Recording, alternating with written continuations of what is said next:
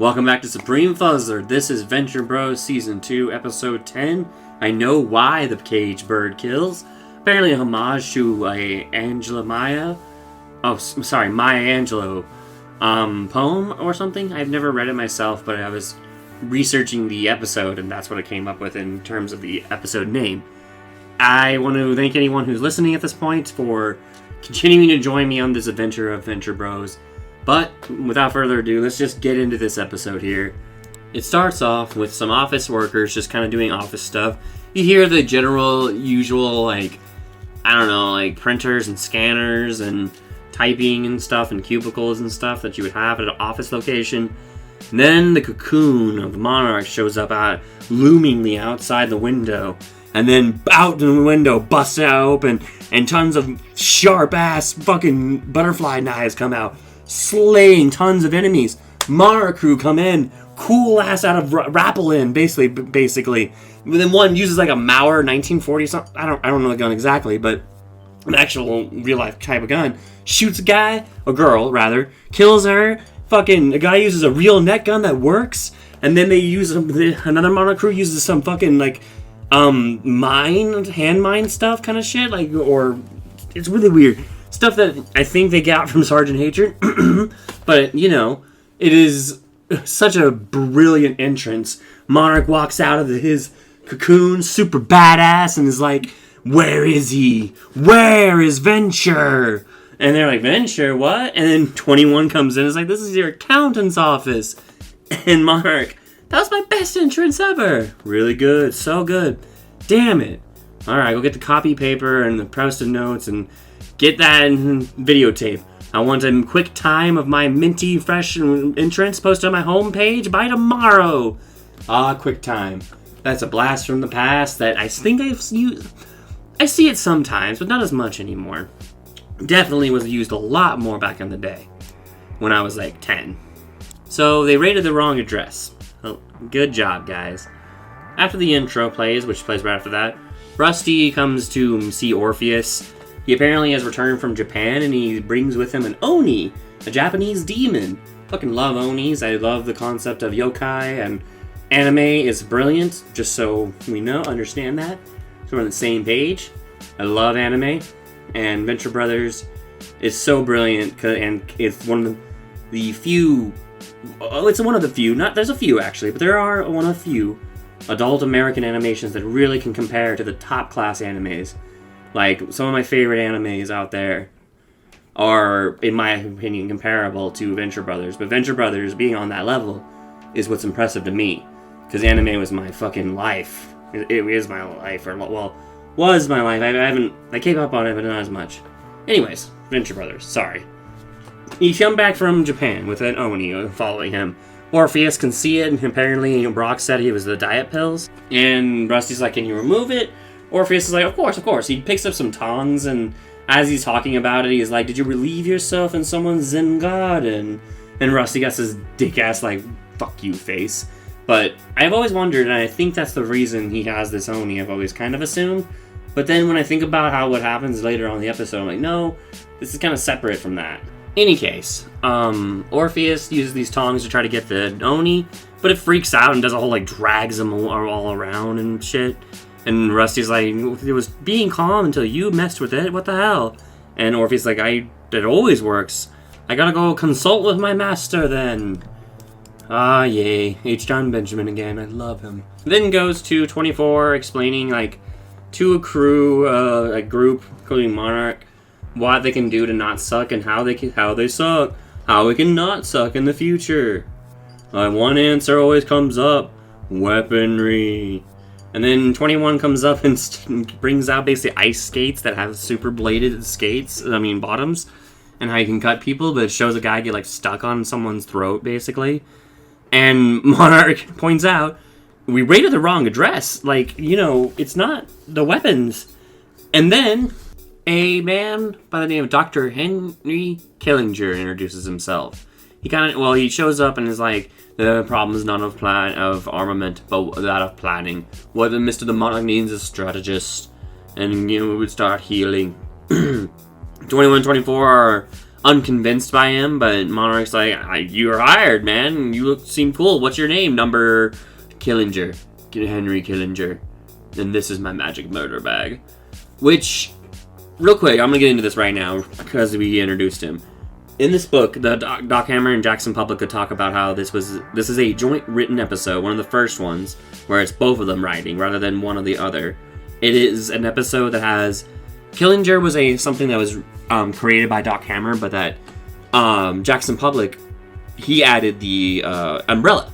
And they were trying to go for a Mary Poppins diplomat, Henry Kissinger kind of style diplomat for their villains. And truly, from what they say, the idea was simply, my name is Henry Killinger, and this is my magic murder bag. And that's all they had, for the beginning. And that's what they worked with to create this amazing character. They talk about how this episode is really not as well animated as they were hoping, because they do a lot of cool movement stuff.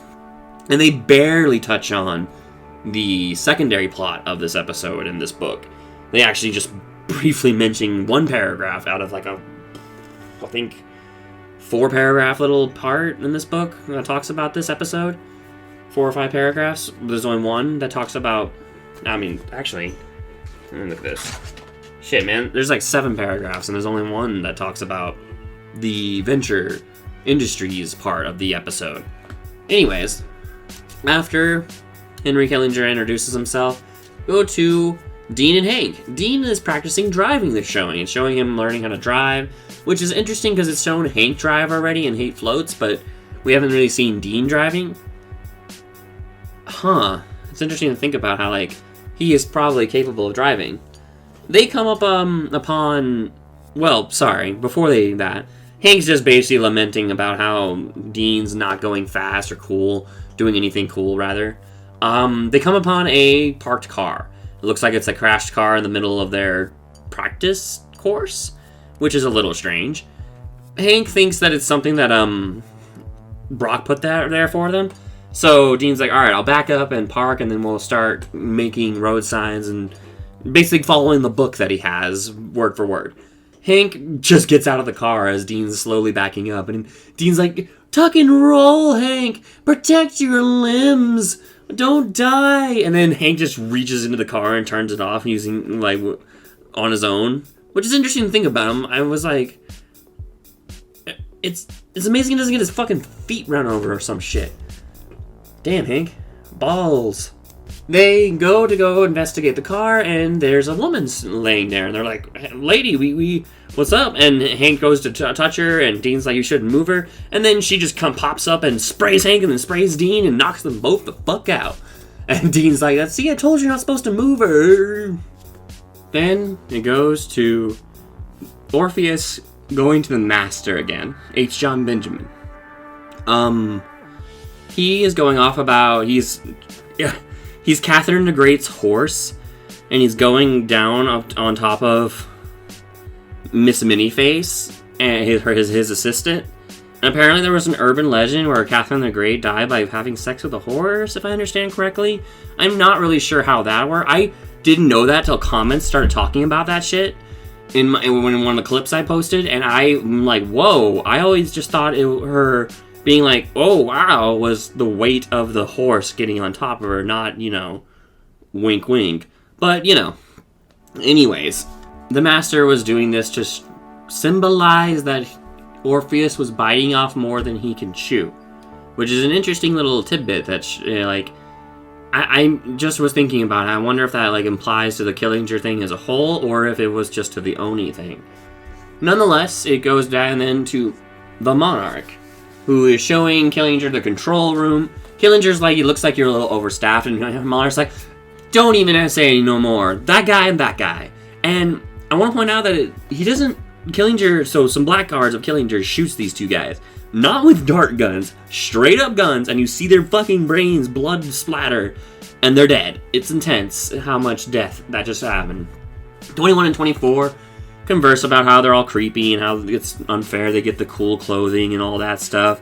Monarch comes upon them and is like, you chatterboxes can give us the venture information so that Killinger can be brought up to speed, but it's classified by Monarch, so of course it's now unclassified. Such a little weird, random, unnecessary exchange from 21, 24 and Monarch. But showing like the divide that's starting to happen right now with 21 and 24 not being certain of Killinger. And they are, I always want to point out, the veteran senior members of the Monarch crew, leading Monarch crew members at this point. Goes to Brock, who is looking for the boys, and can't find them anywhere. He's like, they forgot the car in their driving test thing.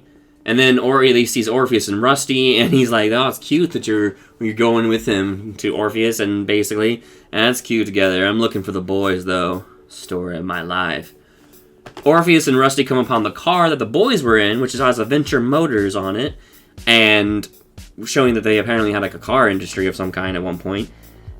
The Orpheus is like, I'm not sure why he would be interested in the car, but then freaking Rusty just grabs the Oni and shoves him in the trunk, and is like, yeah, I guess gets rid of the problem, but no, you're still connected to him by the thread of psychic, and the Oni apparently possesses the car and turns it on and starts road burning fucking Rusty all around. And they're like, okay, I guess we need to get in the car. What if it wants to go back to Japan? Such a good question. Very true. Love Rusty. Oh, before I keep going, but support Adult Swim, guys, and well, not Adult Swim, Venture Brothers. Venture Brothers is an amazing show. I'm so glad we're getting that long form special as our final little tie it up. It's good enough. It's better than we could have asked for, honestly. Better than some shows get. And I just really love Venture Brothers. It is definitely a show I've watched for a long time and loved for a long time, and my teenage years up till now, and it's just a great show. Please support the official release of it. AdultSwim.com and HBO Max has it. It's a great show. I love it. Then, so we go back to the Monarch cocoon. They're having a meeting, a nice round table meeting, kind of like Dr. Strangelove from back in the day in that 1950s, 60s movie. How I became a lover of the bomb, some shit. I forget how to say it. But they're discussing what to do, and Killinger is basically like, we need to change up our planning system and do some stuff with the cocoon. And 24 and 21 go off about like the cocoon's fine, and I think it's you're the problem. 21's like, he comes in here with his huge baby-bearing hips, which apparently I was reading on, in the book, it talks about how they deliberately drew him like that because that was a stereotype of Henry Kissinger, that he had that kind of a build. And particularly in the lower region, that area, which was something I didn't know until I read this, and I was like, wow, that's random but interesting. It's interesting to see why they designed Killinger the way they designed him, and how, and this actually talked about it, how they did not have plans to use him more than once. They definitely were only intending to bring him in for this episode in order to do this part, and that would be it. But Killinger's a great character. He's so fun. This is my magic murder bag.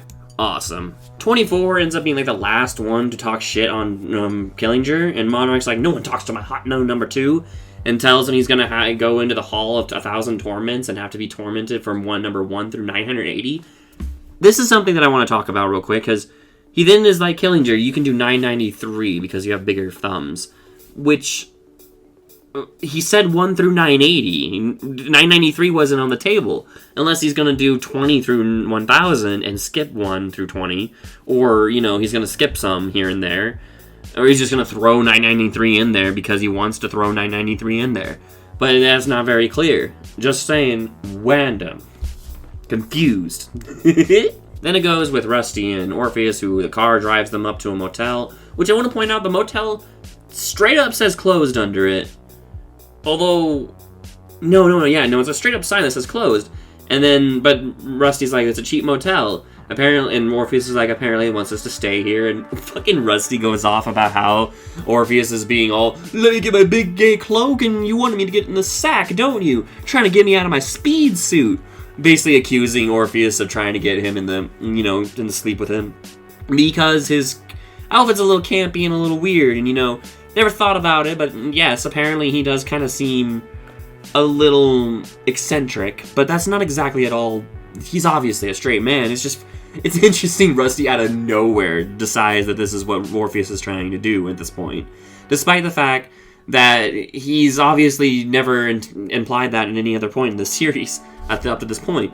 But Rusty's a weird bastard who has had a weird life. So, Then it goes to Brock and Helper, who are driving down the road, and Brock's apparently listening to some Led Zeppelin. I don't know the exact song, but it's a Led Zeppelin song that talks about J.R.R. Tolkien lyrics. They talk about how, like, it's...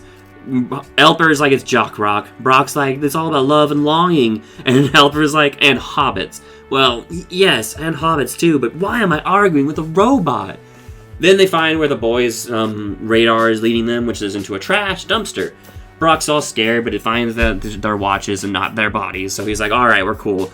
It's interesting that Brock is still very concerned about the boys dying, and about their truly concerned about their safety, despite them having a literal immortality button, or a reset button, rather, at least. It's interesting, his true concern. Genuine concern. He says Myra's back as the two watches show the boys are mine, and then they explode, apparently. And, yeah, that happened to Brock. Then we go to Hank and Dean, who wake up and tied up, and Hank's like, oh, isn't this new and different? All sarcastic, like, wakes up Dean, and they're like, what the hell has been going on? I wonder, this is not very different than usual, though. And then they hear, and then Mommy's gonna get you a mockingbird, and if that mockingbird don't sing... And Hank's like, that is creepy. I remember this part not freaking me out hard, but I remember this whole beginning scene of how Myra's introduced really was kind of scary. So a lady comes out from behind the door, all creepy like, is like, oh my god, it's you guys, and I finally get to be with you. And just like, Hank, I love you, and Dean, my Jimmy Dean sausages. Don't worry, boys, you're with Mommy now, apparently. It's fun to see Doc Hammer and Jackson Publick's first attempt at explaining the boys his parental motherhood, which is something that they play with throughout this whole series, but this is their technically second attempt at it. The first time was just a foreshadow, though, when they fuck with it in the Chrysalis episode. But, Midlife Chrysalis episode, rather. Season 1, episode 7. I know my shit. But, fuck. Myra is obviously a pretty crazy person we just get to introduce to here. Then, goes to 21, who goes to these black guards guarding apparently 24's room, and is like, I gotta administer his medicine, and they're like, we'll give it to him. And like, alright, but it's a suppository. You know, up the butt medicine? You go do it. And then, I love it, you walk into 24's room, and 24, and no, don't just walk in, don't knock or anything. It's not like I live with 80 guys and no women, so there's no way I'm masturbating. Nope. 21 is like, I was gonna rescue you, but 24 is like, nah, man, he's great. He's like Mr. Belvedere. He cured my herpes, which, what the fuck? He can cure herpes? And he even says, I think he can cure your problem. Which, in all my years, I've kind of tried to just deduce what he's trying to say here. Like, what problem does 21 have? Most of the time, I've thought it as obesity, him being fat. But I'm like, maybe it's something like sexual or some shit, because, you know, they just talked about herpes. I don't know. I've never been clear about what problem 21 has that he wants Killinger to fix. But, whatever. 21's like, he's already brainwashed you, so get away from me, pod person. I'm leaving. And 24's like, whatever, man. Goes back to Hank and Dean with Myra, and Myra's just basically spilling the beans that she's their mom. And then, pretty much immediately after she says that to them, goes back to 21, who breaks into Killinger's room and shoots spider webs at the magic murder bag in order to web it up. And freaking Killinger's like, he's supposed to cover my magic murder bag with silly string. And a black guard grabs him, and he's like, there will be others. Cimpter Tyrannosaurus. It's Cimpter Renorectus, or some shit like that, which you said was always faithful. Terrible lizard. I also want to point out here, real quick, that 21, and also 24, but 21 really, and big one, is so critical to these events that are happening in this episode. That the events that are going to lead up to the climax of this episode are impossible without 21 and 24 being participants, and as they are the veteran senior members of the Monarch crew, they would naturally be the leading members of the Monarch crew, and they could have this authority. They were able to talk shit and not die. Granted, Monarch was going to torture 24, but Killinger intervened.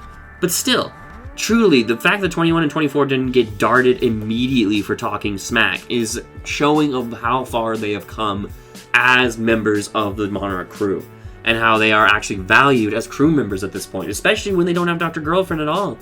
They are straight up his best men. Yeah, he's got Killinger now, but that's not necessarily going to stay forever. It's interesting how important they are even in this season. Basically. Goes back to Orpheus and Rusty. Orpheus brought some ice and some snacks, which I also, again, I want to point out, the motel says fucking closed. Why is this not closed? Am I tripping? I guess maybe it's supposed to be lit up and that means it's closed. I don't know. I haven't moteled a lot in my life. Only when I fucking moved from one state to the other did I motel for a couple days, and when I've gone to another city for a con.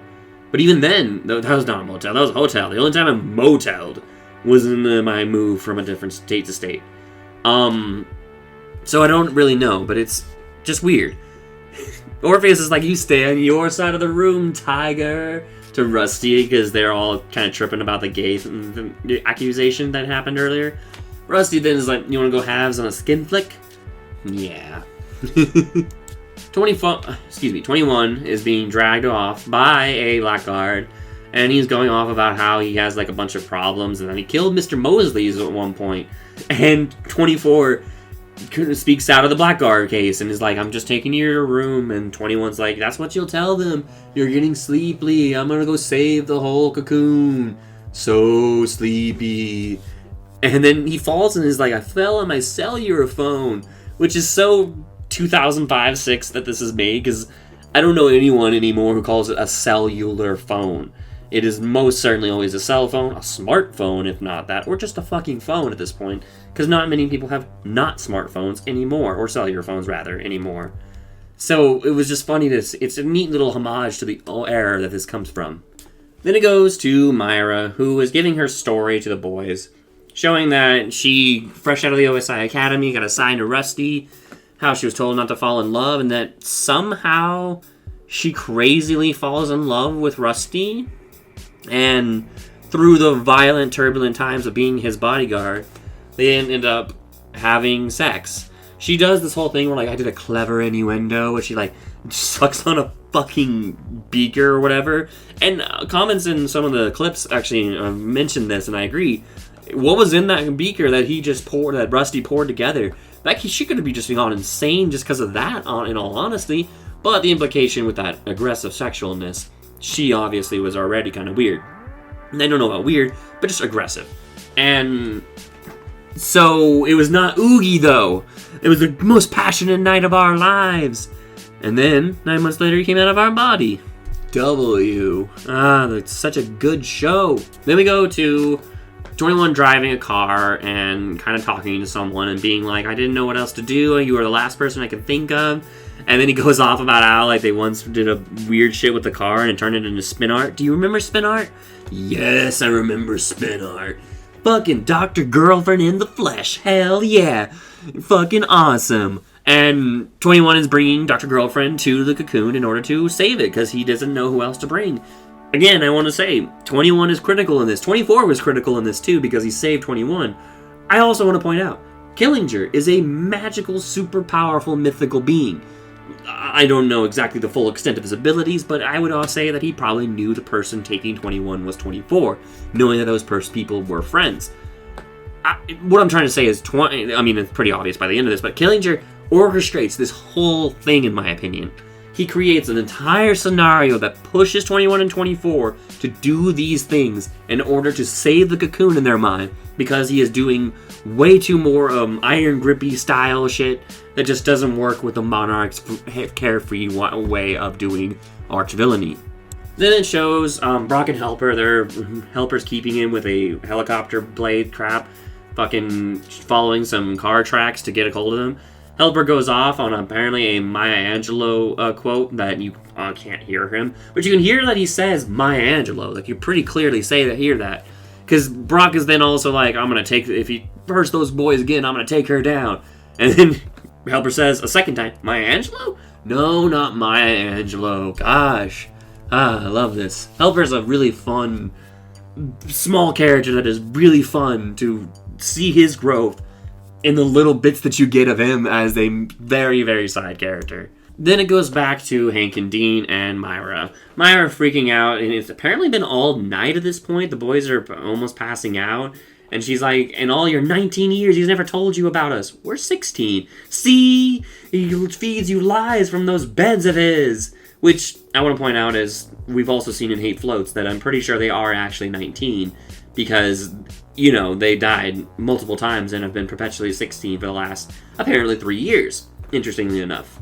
Now that we know that for sure. Then a ringing happens, so she jumps over, grabs a shotgun, goes to the front, because she's apparently at that motel. Orpheus is trying to check out.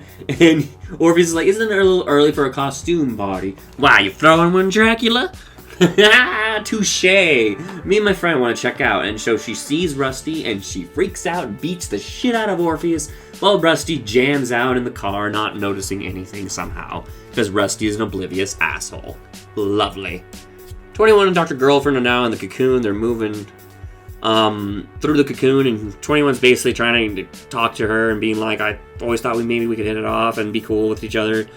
She does a whole spraying of her like perfume thing to reveal some laser motion detector stuff, and then does some badass like slip and acrobatic shit that's so cool, getting around these lasers, and then 21 just falls into them. And she's like, are you good at fighting? Hell no, look at me! And then some blackguards come, and she just fucking wrecks them. Punches, stabs them in the fucking back, and just wrecks them. Then she finds a secret entrance that I'm assuming she installed also, because she says she installed the lasers, by the way. And tells 21 not to follow her while she goes and deals with this. After she leaves, 21's like, oh, I'm so falling for her. And then he just does a huge fart, just rips ass right there. Oh, thank the maker. I've been holding that in for hours. Oh, 21. Then it shows Myra putting Rusty and the boys in a car, which I don't think is the car from before, because this car is green, but I didn't see another car before, but whatever. Brock arrives, as Rusty's telling, did she tell, Myra tell you at the time she burnt down our house? And tells her, he does this whole thing like, tell this lunatic I'm not supposed to communicate with her, to Dean, and Dean's like, my father's not supposed to communicate with you, and just pop right in the face with the butt of the shotgun, because you deserve it, Rusty. Oof. Not a good time to do that shit, man, friend. Not a good time. Then Brock arrives.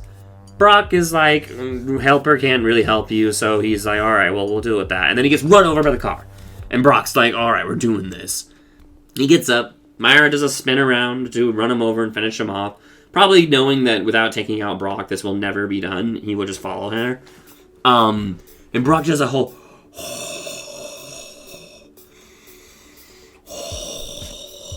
so cool. And then, like, falls all, like, lax body, super cool, into the fucking windshield, breaks it, smashes the Myra, who's like, I feel like Catherine the Great, and totally saves the boys and Rusty. Hell yeah, Brock, you're so cool. Then it goes to Monarch and Killinger, who are having kind of a solo meeting, where Killinger is apparently telling Monarch that we're going to have a summit, and that we'll never attack Dr. Venture directly. Kind of a detente kind of style that the Henry Kissinger did in his era, although Secret Wars was more his style. But Monarch is basically like, you're crazy, why would we ever do that? Killinger pulls him aside and so that Dr. Girlfriend doesn't fall on him. He's like, why is she here? Like, trying to save you from loneliness, you silly Billy. And gives him flowers, and then gives his journal to Dr. Girlfriend, telling her that his love's all over the pages. And love is to be shared, never to be hidden. Sweet love. He locks them in, and is like, it's not until you reach compromise that you are able to leave here. And when he does that, by the way, he pulls out an umbrella and uses it like a wand, kind of like Hagrid does. And it's so cool. And then he flies away, kind of like Mary Poppins, but he gets stuck and he needs assistance. And my umbrella is stuck. Oh, so good. Then it goes back to the boys and Brock and the crew. Brock's explaining that sometimes that Myra used to be Power Cat in American Gladiator, and that the show tanks and every few years she gets her costume and fucks with them. Kind of doesn't add up, I agree, because why are they fucking with him? And they're like, did she tell us the truth? And Rusty, the only thing we get is Rusty's like, alright, I fucked her. What of it? So Rusty definitely had sex with that woman, but does that make her the boy's mother? I don't think so. The book even says Myra was introduced in this episode, who may or may not be our mother. Literally, just one damn paragraph of, like, as I was saying before, there's 5 goddamn paragraphs of Killinger and all this shit that with regards to him. But then there's this is all it says. The other big plot in this episode is Myra, who may or may not be the boy's mother, or at least at the time, certainly believed she was their mother. A former OSI installed bodyguard to Dr. Venture before Brock. That is all it says about the Myra plot, where it goes off on a tangent about the Dr. Girlfriend stuff, the Monarch stuff, and Dr. Henry Killinger specifically the most. Very interesting. You can tell what they enjoyed more, Doc Hammer and Jackson Public. It's obvious that Dr. Henry Killinger became one of the more favorited characters, where the Myra was not. Just didn't become as a favorite. After the credits scene, it shows the Oni being pulled away out of that car trunk, and Killinger's like, you couldn't get them back together, but you saved their boys, which is great. Compromise is the cornerstone of diplomacy, and compromise is the key to diplomacy, and diplomacy is the cornerstone of love. Sweet love.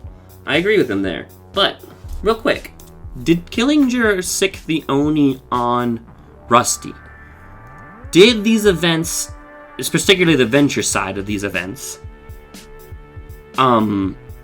be created because Killinger wanted Myra and Rusty to get back together, maybe?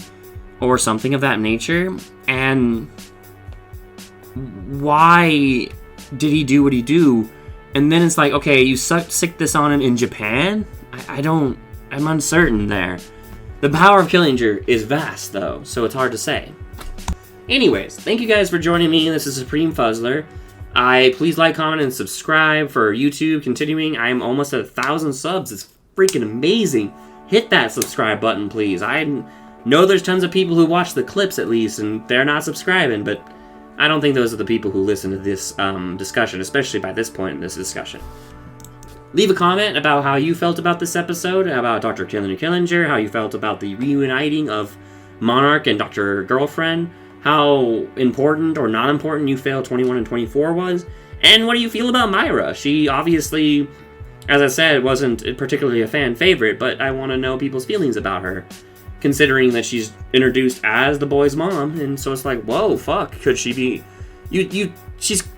It's interesting to think about what she could have been used for, what she can be used for at this point. Anyways, thank you guys for joining me. I hope you guys have a good day. This is Supreme Fuzzler. I do want to mention, I just realized, that the voting that I did for the villains, it looks like Monarch won. So, if anyone's interested, I will be doing one for the Venture family soon, or the Venture crew Team Venture that I feel, current Team Venture, and seeing what people feel about that, because it's just fun to see people's opinions. I love the Monarch, and this is another episode that really showcases the Monarch as an intriguing villain and what his motives are, and what would truly drive him in the end. And thank you guys. You have a good day. Goodbye.